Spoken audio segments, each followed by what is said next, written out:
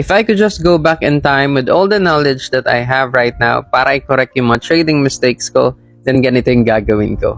First, hindi ako matatakot sa bear market. Nung nagsimula kasi akong mag-trade guys, that was around November 2019. Akala ko ang galing-galing ko nun sa trading kasi lahat ng stocks na binibili ko ay pataas. Bull run kasi. Then biglang nagka-pandemic nung December. And a few months after that, nagbagsakan lahat ng presyo ng stocks.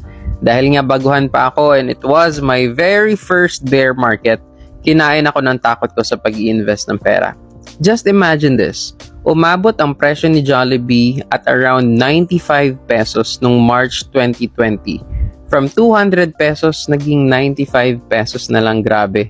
I was so worried nun na may ibabagsak pa si Jollibee kaya never akong naglabas ng pera at never akong nag-invest.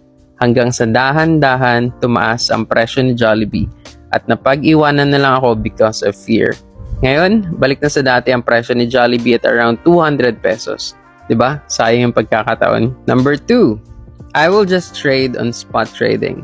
Don't get me wrong, okay naman sa futures trading or leverage trading kasi pwede kang kumita ng pera sa ilang minuto lang.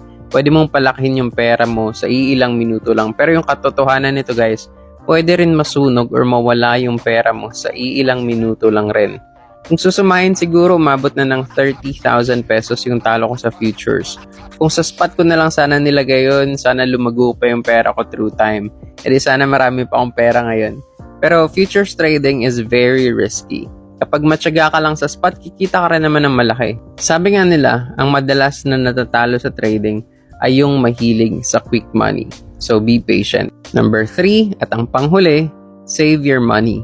Mag-ipon ng pang-invest mo kasi kahit ilang bear market pa or kahit ilang opportunities pang dumating sa'yo to buy stocks at a lower price, kung wala ka namang pambili, edi wala ring kwenta. Ilang beses nang nangyari sa akin yan. Kung kailan on sale ang stocks na gusto ko, saka pa mauubos ang fund ko. Of course, hindi ko na may babalik yung mga ganitong panahon. Marami nang nasayang na pagkakataon. Pero ang ipapamana ko na lang sa'yo ay yung ganitong idea. Learn from my mistakes and be smart in trading.